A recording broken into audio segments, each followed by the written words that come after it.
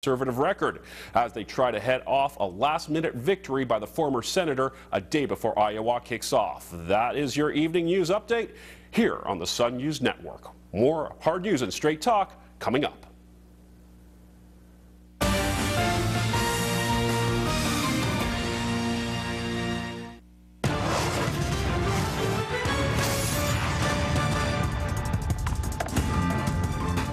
What does the year hold for U.S. politics? Will the Republicans break through? Is President Obama, peace be upon him, capable of lasting another term? Journalist and commentator Jeb Golinkin joins us from Dallas, of all places. Welcome to you. Happy New Year, Michael. And to you. So it's even New Year in Texas, is it? Yes, sir. Let's talk about Ron Paul. Now, I do find him a very interesting man, but we could have predicted this. As he's become more of a threat, and more possible to actually win, all of the dirt is coming. He published a newsletter that had some pretty rough stuff in it, anti-Semitic, racist, homophobic. He said he was a publisher, didn't know what was written. I find that hard to believe. But now his book has, not many people read it at the time, where he says AIDS patients, he uses that term, AIDS patients are victims, but also victims of their own lifestyle. I don't think that makes him a war criminal. That's not completely inaccurate, is it? I mean, I'm not going to agree with the premise of his comment. It doesn't make him a war criminal, certainly. It's not the worst thing that Ron Paul has said, but I think it's endemic of a larger issue, which is that Ron Paul's messaging for a long time has been, I mean, we live in a politically correct society, and Ron Paul is far beyond politically correct, and most would call him offensive, and many times. And so that comment alone probably wouldn't undo a presidential bid, but the totality of all the comments certainly make him a troubling candidate for the Republican Party, particularly when it comes to attracting the needed independents in a general election. But let me ask you about this, because Barack Obama attended for quite a long time a church where a minister was making openly racist comments, anti-Semitic comments, had links with some quite vehemently unpleasant groups. What Ron Paul said, for example, on the AIDS issue, I think he was clumsy in his language. I wouldn't even use the word victim. I don't think that's appropriate.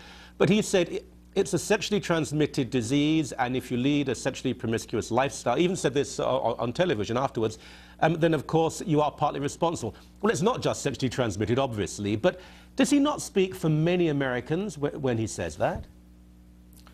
I suppose that he does. That is correct, that there are a lot of people that do believe that, but it's a fairly outdated view, and I mean, it depends on what we're looking at the comments for. Does he speak for many Americans? I think that is probably the case. Does he speak for a number of Americans that are necessary to either make him the Republican nominee or the President of the United States, or to beat President Obama? He certainly does not, I don't think. And I think his polling numbers in Iowa, you have to remember that Iowa is a very small and fairly homogenous state with a very, very, you can call it right-wing, you can call it conservative audience, but that, whatever you want to call it, it's fairly out far to the right. And so Ron Paul is poised. I mean, if any state Ron Paul is going to do well in, it's Iowa. But even now, you see Rick Santorum is surging in the polls while Mr. Paul, or Representative Paul, is kind of petering out. And I think you should look for that to continue. I don't expect to see Ron Paul in second place when the caucus votes have been counted.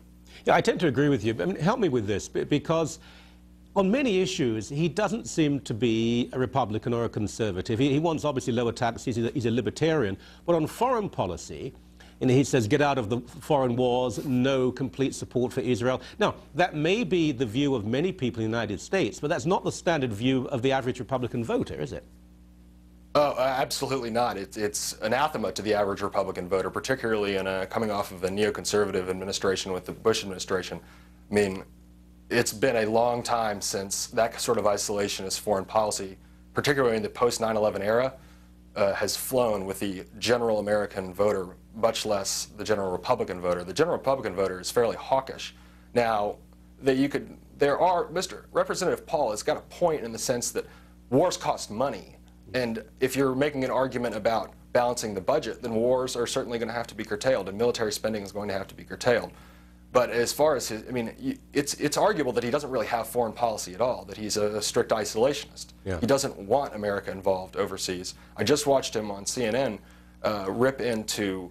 basically rip into Rick Santorum for voting for foreign aid. Well, foreign aid is a pretty I mean, he cited a poll that said 77% of Americans don't support foreign aid, but really foreign aid comes in a lot of varieties. And you know, when he stretches that, the next step, and the step that he has taken in public, is that he doesn't support spending on military interventions abroad. And many Americans supported the Iraq War for a while, and many Americans supported the Afghan War, and particularly if America ever gets hit with another attack, I'm not sure that they're going to be comfortable having Ron Paul behind the desk at the Oval Office. Yeah. Well, I don't think there's any chance that he will ever achieve that. But is there a chance that any Republican right now will? Romney obviously is the person who is assumed will be the candidate. I think he can win, but will that change very much about American politics?